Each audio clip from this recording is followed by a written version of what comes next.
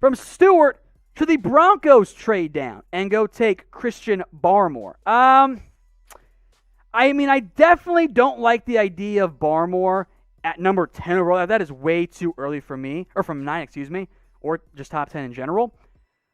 I like the player, and I think there's a lot of upside there. The potential for Barmore is quite high. He's also not there yet, and that is a bit of a red flag to me, because if I'm spending, let's say, a top 15 pick or a top 20 pick on a player, I kind of want him to help me in year one, and I think Barmore can, but he's not going to be the impact guy we saw late in the year at Alabama, day one in the NFL. I think he's going to get there. I have a round 1/round 2 grade on him. I don't think defensive line is the biggest need for Denver. I like trading down in general.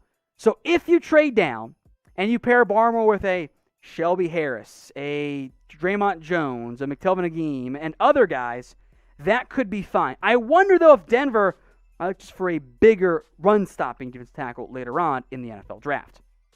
From iDillinator, if no draft trade, thoughts on Bridgewater to the Broncos to compete with Locke, or does Carolina hang on to him to compete with Darnold? The number one problem now for both Carolina and other NFL teams is the cost associated with Teddy Bridgewater. A team that trades for Bridgewater owes him right about $18 million. That's a lot of money. That is too much money to pay for someone to just compete for a starting quarterback role. So if Bridgewater takes less or takes his base salary and makes it into a, more of a incentive-based salary, for starts and all that kind of stuff, which could make some sense, that would fit for Denver. The other side of it is a June 1st cut for Bridgewater would save only $8 million. That's a bit of an issue for Carolina. So we'll see about Bridgewater. He's kind of in a weird spot and kind of caught between a rock and a hard place in terms of being a starter in the NFL. Shanav, trade up for Justin Fields. Depending on how this board falls, you might not have to. You might just be able to wait, and there's a chance, even though he shouldn't because he's too good for it, there is a chance he'll be there at number 9 overall. From iDelineator, from his last super chat, what about a 3-way trade with the Falcons and Jets? Falcons go to 4, or Falcons go to 9, Jets at 4, Denver at 2. Again, it is more likely that Denver just moves up to 4. The Jets are going to take Zach Wilson probably. So if Denver wants a quarterback, you have to call Atlanta now. The Falcons at pick 4, now with 3 quarterbacks a lock already to go in the top 3, they have a lot of power. Because if you want the next best quarterback, you got to call Atlanta to go get him.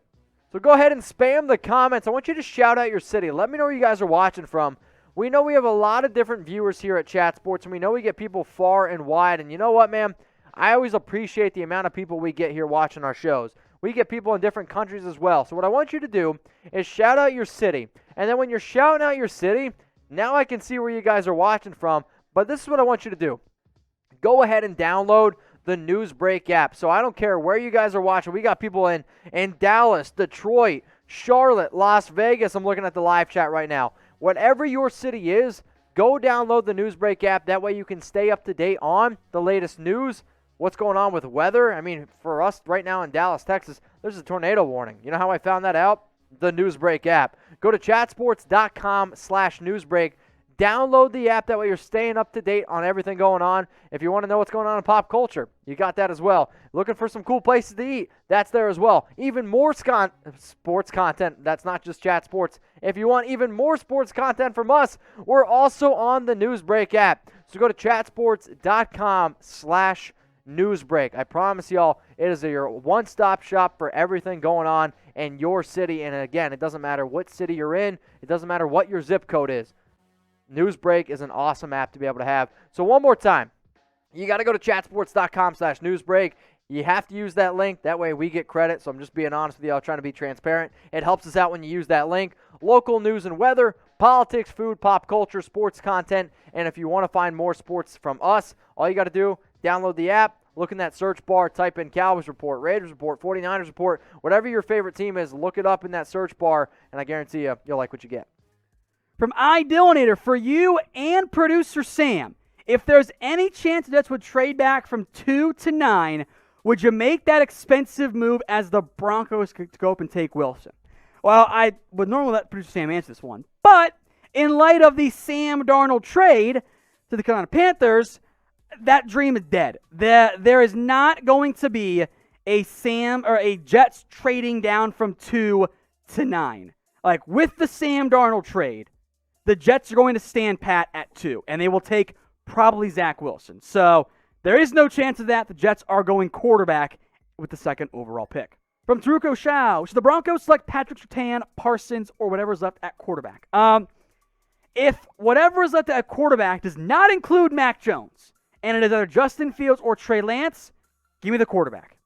If they are both gone, I don't want Mac Jones. I would then take probably Micah Parsons over Surtain for Denver because they don't need a cornerback. I think they're fine right now. I think the immediate impact will be more felt at linebacker compared to cornerback. All right, from Lil Frog, should the Broncos trade for Deshaun Watson or draft a quarterback or just roll with Locke? I think for the Denver Broncos, I don't think you can touch Deshaun Watson at this point. I don't think any team can. He's kind of like, we got to see what happens there. Drafting a quarterback, open to that one. Rolling with Drew Lock, open to it as well. I'd say explore your options, see just what you can get. A super chat here from Burnin' Spades, his mock draft here.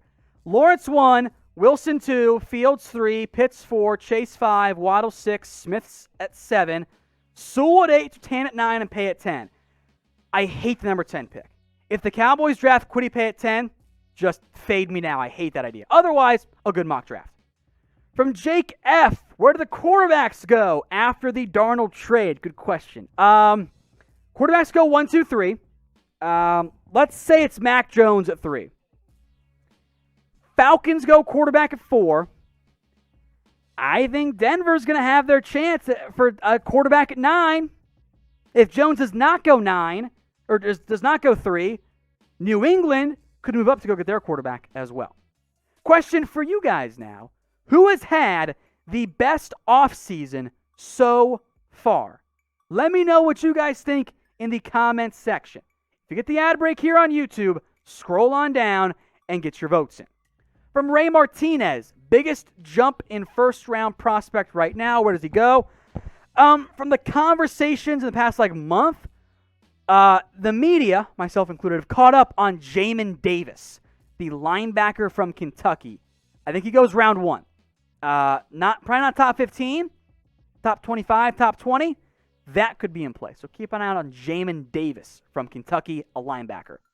All right, let's go to Shanav M. Caleb Farley, finna have Christian Fulton type draft fall. Can Denver bring it up? So Christian Fulton, I believe, fell to pick number 60 of this past year's draft. And I think Farley could fall that far. And it's weird to say because when you just watch the tape, he's a top 15 prospect. But anytime you're dealing with a back injury and you don't know a lot about it, and if he starts failing some medicals here, there's going to be a lot of teams that, yes, start checking him off. I mean, he could have a fall like DK Metcalf. Like, DK Metcalf was the number 1 receiver on my board. And I was like, this is a guy who should go in the top 15. Had, a few medical things that didn't quite pan out, and he ended up really falling down the draft board. If Caleb Farley does fall that far, I do think the team's going to be very happy with the player that they get. The question is he going to be healthy enough to be able to produce year in and year out? That does remain to be seen. Shanab, I know you're one of our loyal subscribers over on our Broncos channel. If you guys want to check out our Broncos channel, it's youtube.com/Broncos TV. Matthew Frey, Gardner Minshew to the Broncos for a 5th. Why? I mean, if I'm Denver, why would anybody give up anything for Gardner Minshew? I get that he's a fun player, and maybe if he grew out an afro like your picture, and if that's actually you, Matthew, that is just a phenomenal. It's Bob Ross. I don't know who that is. So, regardless, Gardner Minshew, though, to the Broncos for a 5th. No, I'm good on that. All right, Alex Grand, grade the signing if Melvin Ingram signed with Denver. So, you're saying if the Broncos went out and signed Melvin Ingram, what would I grade it? This might be a kind of a bad answer, but first off, it depends on the deal. But let's just say it's a reasonable deal. It's not a high-price deal. It's not a low-price deal. It's kind of right in the middle. So last season, 10 tackles, 0 sacks, a tackle for loss. But the biggest concern has always been this for Ingram, the injuries. Sure, he knows the division well, and he's actually very good friends with Von Miller. And in fact, Melvin Ingram and Von Miller are always hanging out in the offseason. It's mainly because Ingram always participates in Miller's pass rush summit. But he is a good player. There's no doubt about that. And if you could have a healthy Ingram and a healthy Von Miller with all the other additions, I mean, I can't give it anything lower than a B. So if you guys love the NFL, make sure you subscribe to Chat Sports, because if the Broncos end up signing a player like Melvin Ingram, guess what? We're going to be making some videos around it. We are 100% free, and we continue to stay free. How? All we ask once in a while is simple little things like, hey, go like the video. Hey, subscribe. We're never going to ask you for money, obviously. If you want to get your questions on the show, you can super chat, which we appreciate. But we are a free channel made by everyone who watches, and we're interactive because we love being able to talk to y'all. So if you want more content from Chat Sports, hit that big red button that says subscribe. We're 100% free. All right, we got Brian Kane. Thoughts on the Broncos bringing back Jarrell Casey? So the biggest reason why Jarrell Casey was let go wasn't, I don't really think, because of talent. It was that giant cap hit. I believe he was scheduled to make like $15 million this upcoming season. So you decide to move on from that amount of money. And for Casey, when he actually played, he was actually pretty good this past season for the Broncos. The issue was he got hurt, played in only 3 games. But if I'm Denver, and honestly, if I'm Casey, I see what they're doing over there in that defensive line. I see what they're doing over there on that defense.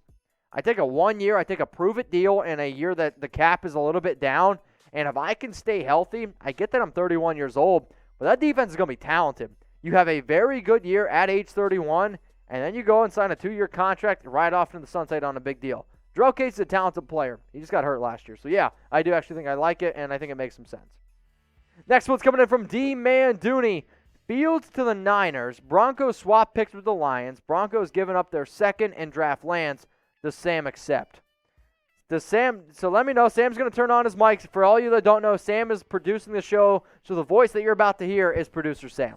I actually would not accept, because I think that Trey Lance needs at least a year, and if you're going to keep Drew Lock on your roster, you shouldn't draft Trey Lance, especially if, what's their face at 8, Carolina, probably not going to draft a quarterback now. Yep. So.